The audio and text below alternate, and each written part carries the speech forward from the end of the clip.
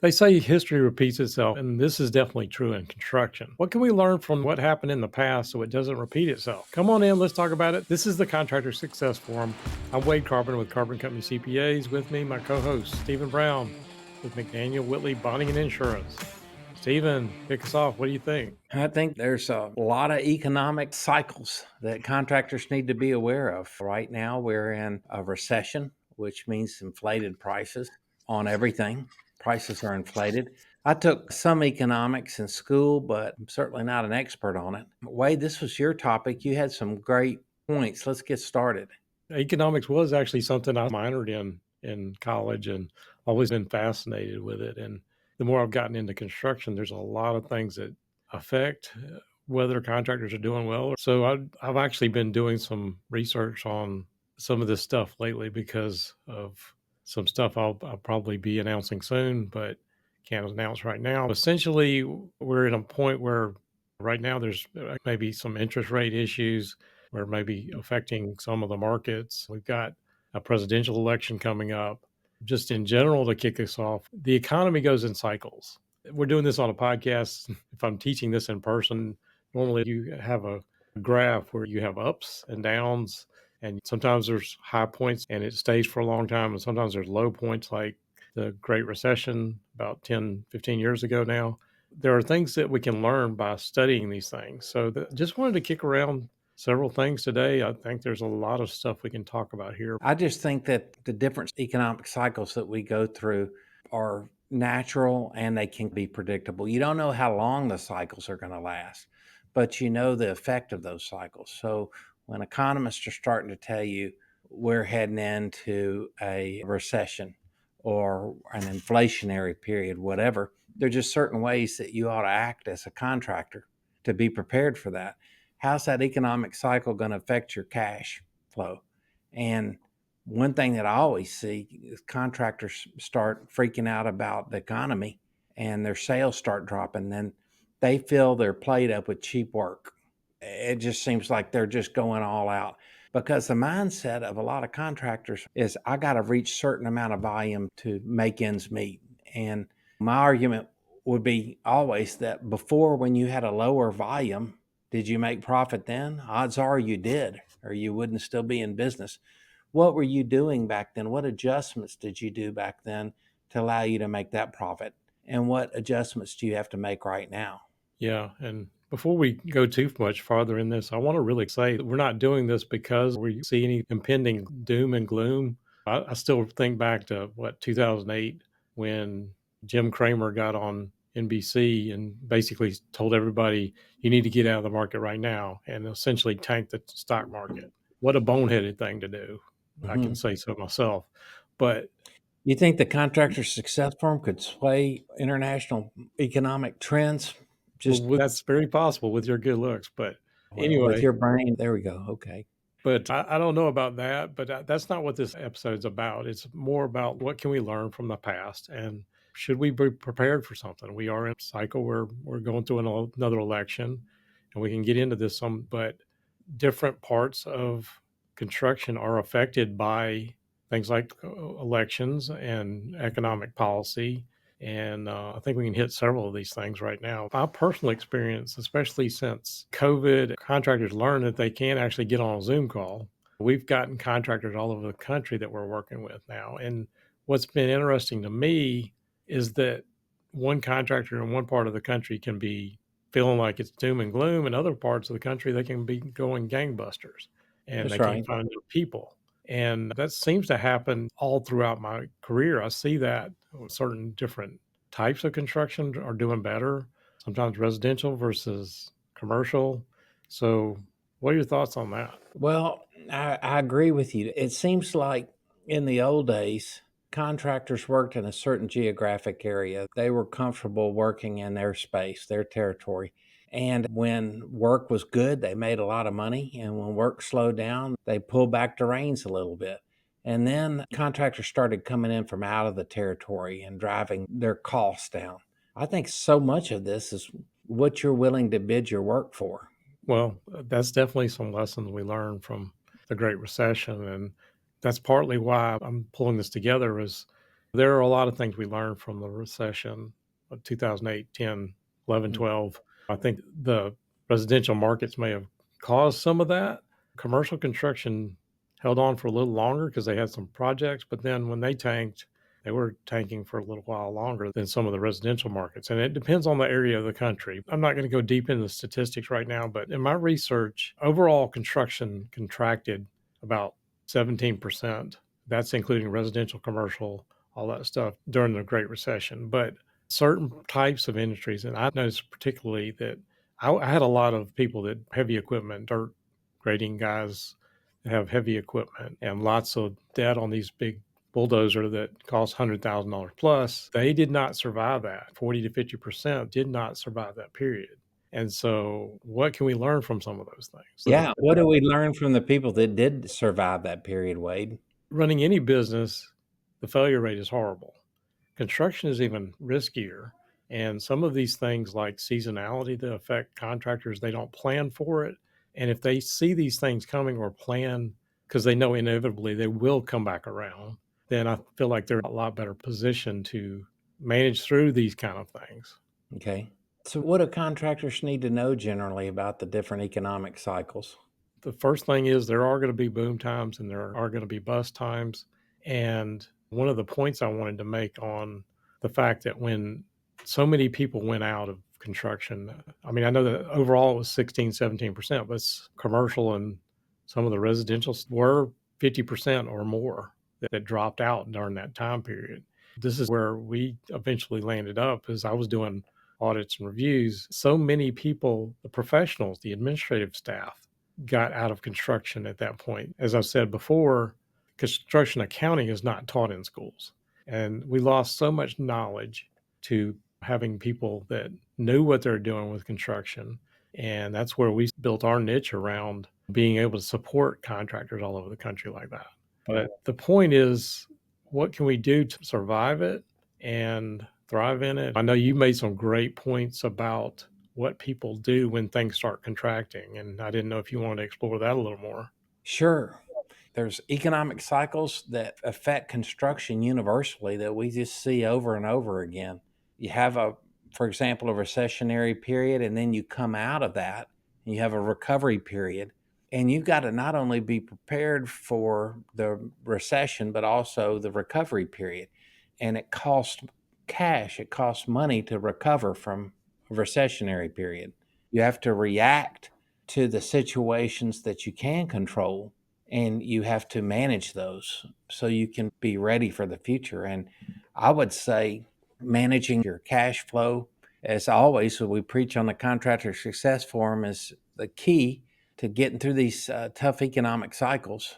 But from a more practical standpoint, Wade, what exactly is going on and do contractors need to do? There's a lot of things we can unpack there. Back in 2008, I think a lot of contractors held on longer than they should based on hope. And we understand that. I know I always preach profit first, and profit first wasn't written until 2014. But I've said many times, I wish contractors had read that book and implemented that before the recession. And maybe they learned some lessons about cash flow and not just holding on to hope. But going back to your train of thought on what people do, they start taking work at lower prices. And I have some very vivid examples of people doing the exact wrong thing. Particular grading contractor that I took some work way too cheap, and in a point where people were dumping their equipment, the heavy equipment guys, as well as everybody that was in the residential grading and those kind of things were trying to do all the commercial work. So everybody gets in this feeding frenzy of trying to low bid everybody else so that they can keep making payments. And I know it's a tough question, but did you see that as well? Sure. And you see, for example, general contractors doing more work that they used to sub out. So it's affecting those subs as well. That's true. That's true. But again, it does become a bidding frenzy. And, this particular contractor started taking all his cash flow and buying more equipment because it was cheap on the market. Sure, But that's one benefit of an economic downturn is the equipment prices go down. in his case, he thought, well, I'm going to own this, but he used all his cash flow to run through this particular job when he didn't have anything behind it. And so there's a lot to talk about there. If we can, let's maybe hit some of these other things. What are some lessons we learned from the COVID period and the supply chain issues? I can tell you lots of horror stories with customers of mine about getting certain materials that were vital to a project that they just couldn't get their hands on, or the job starts and the materials and supplies weren't ordered quickly enough. The prices weren't locked in. The quotes from subs and suppliers that used to be open a lot longer were shutting down in a very short period of time. And that's scary. I saw a lot of that too, and contractors that had late penalty clauses because they couldn't get the supplies. Sometimes the prices went through the roof and they had a fixed price, and a lot of them got burned and stuck on some of that stuff. Yeah, because the owners and the designers always want their project done fast, especially for a developer for commercial space. Time is money. When that construction project isn't ready to produce income for them, they're losing money in their world. And so they'll put high liquidated damages on there that you're not really worried about. You say, well, I got plenty of time to get that done. And then something happens. Like you can't get a hold of something that you need that's integral to the workflow. I saw many examples of that too, and people just couldn't finish out a project. And in one case, because they couldn't get a particular brand of sprinkler head, and that's all they needed. And the fire marshal wouldn't sign off on this huge multifamily thing. But the other part of that is, and you actually alluded to it, is that the fact that I saw a lot of people going to time and materials type contracts after that, or cost plus type thing, where if the material prices go up, we have some kind of insurance. I've seen a lot of people switching away from the fixed price model and into these cost plus or time and materials. You've talked about on this podcast a few times about supply bonds and those kind of things. Did you see any kind of Sure, changes in I was it? just begging people to get a supply bond. You have a certain pump on a project that's spec'd out by the engineer, and you can't buy it off the shelf. It's not readily available. It has to be built for you.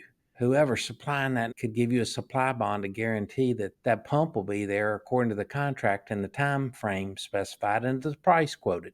That's huge. A lot of manufacturers, reps, the salespeople say, "Oh, I checked on that. No, we don't do that." Yes, they do, and it's very inexpensive. So you're right. Economic upturns and downturns are all about how you evaluate risk, right? Right.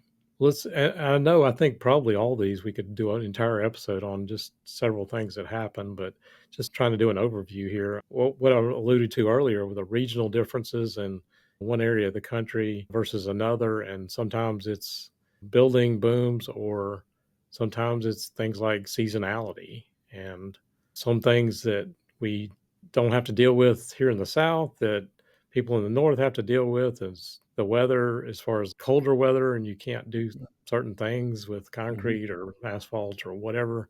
There's places where, say, in a commercial roofing or whatever, there's places in the Midwest, it's entirely too hot to get on a roof in certain times of the country, in times of the year, and other times it's just too cold or too dangerous to get on a roof. Well, that's right. That's why contractors, as a rule, are generally obsessed with getting their project dried in, Yeah. which means that they can finish up the rest of it no matter what the weather's doing.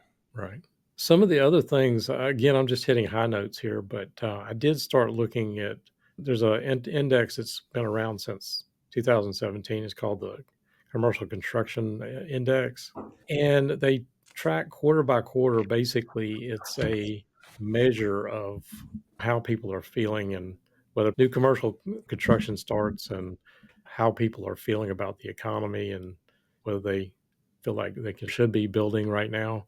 And some of that I think has to do with the weather. But I guess the one thing that I looked at when on the trends was obviously there's fourth quarter and the first quarter every year, it's doom and gloom because a lot of the people are in trades that have to work outside versus it gets better over time. And there were some weird dips during COVID. We can come back to COVID.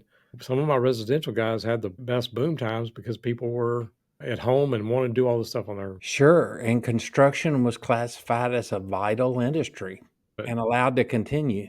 most people in construction did fairly well, even on the commercial side. But there were some areas of commercial that were shut down as well, especially when they're doing some of the federal projects. The last thing I really wanted to hit, and maybe we can do some deeper dives because I think there's lessons to be learned by every contractor, but it's the middle of 24 and we got a presidential election coming up.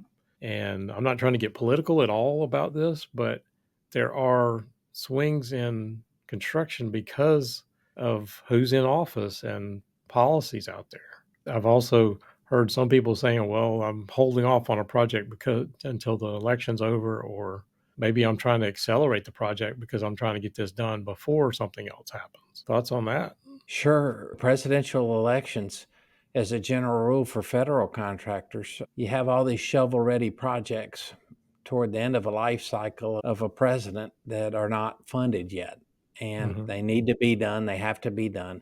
So, all the contracting officers and their support folks, the architects and engineers, are pushed into getting the project put together for bid, just roughing it out and putting together the plans. And so, as soon as the new president comes in, there's these shovel ready projects that go out. I see economically a lot of roofing projects come out right after a new president gets elected because they're the schools, hospital, other important infrastructures to serve us, the citizens of the country. So it has to be done. A lot of people wait for those cycles to come before they put all that work out to bid. Right. Well, I guess my thoughts on it, and I'm trying not to get political or inject my personal feelings on some of these things, but some of the most vivid examples in the last several years was when President Biden took office, immediately the Keystone XL pipeline project was shut down. An entire group of people and people that were working hard on that got shut down overnight. Building the wall at the southern border, again, not trying to get political, but that sort of stopped immediately, and we go into this trying to build for climate infrastructure act comes into place, and the focus becomes more on sustainable energy, some of these things, electric vehicle projects and stuff like that. So entire industries changed because of that. And I actually looked at, I think that was passed in 21, I'm not mistaken, and this entire infrastructure act that was supposed to be all this money put out there for it. Well, only like 0.6% of the money right now has already been spent of the amount that's been allocated to that. They've got a lot of projects out there, but they're not turning as many of them as I was hoping. If they're going to spend the money, I think it should benefit the contractors. And so I was appalled to see that as of, I think, May or April, I think it was, only 0.6% of the money for the Infrastructure Act has actually been spent so far. Yeah, and one of the reasons for that I'm hearing from the AGC folks up in DC is for federal contracting projects, over 120 engineers, architects, and contracting officers retired that had to be replaced. And so it's not just having the money to spend, it's having the ability to put the project together properly.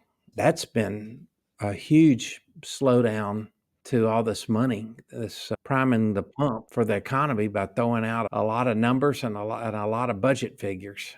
It takes a while for that to come together. Presidents want to pump up bad economies by putting some federal work out there. And when they do, it takes a while for that work to get out for bid and to be performed. That's a cycle in the federal contracting market. And then when you see tough times, you see certain trades doing work they don't normally do to make a buck. And then you have an obsession with your expenses, so you start doing cheap work. And the one thing that I've gotten out of this whole conversation, Wade, is that you can't say for sure what an economic cycle is going to do. But you can notice the reaction of that economic cycle. You can notice interest rates going up. You can say, well, how's that going to affect my business? You can see work that's usually out for bid starting to dry up. And there's all kind of conjecture of why is that work drying up? We talk about it all the time on the Contractor Success Forum, our theories. We don't always know you have to know. There's just certain things that we've noticed over many years of being in this business that seem to come and go. And I know that's what you want our listeners to try to understand, that economics can sound and seem fickle, but there's tried and true things that you need to do in each economic cycle. Right. Well, again, I think we could continue with this conversation for quite a while. There's I think a lot of things that we unpacked. We didn't even touch on things like interest rates and all that stuff. But again, this is not about doom and gloom or whether you should or shouldn't do anything right now. But if nothing else, I hope it made you think about it a little bit. And I think we'll go ahead and put this one to bed. If you have any thoughts or feedback on this episode, we'd love to hear it in the comments. There's a lot of things to think about, and the hope is that you go back and apply some of this or maybe some of the thinking to your own business. We're always happy to help answer questions or hear your thoughts on this, or even topics that you'd like us to talk about in another show. But thank you all for listening to Contractor Success Forum. Check out the show notes at contractorsuccessforum.com or the Carpenter CPA's YouTube channel for more information. We would appreciate it if you consider subscribing, liking the podcast, and follow us every week as we post a new episode. We will look forward to seeing you next time.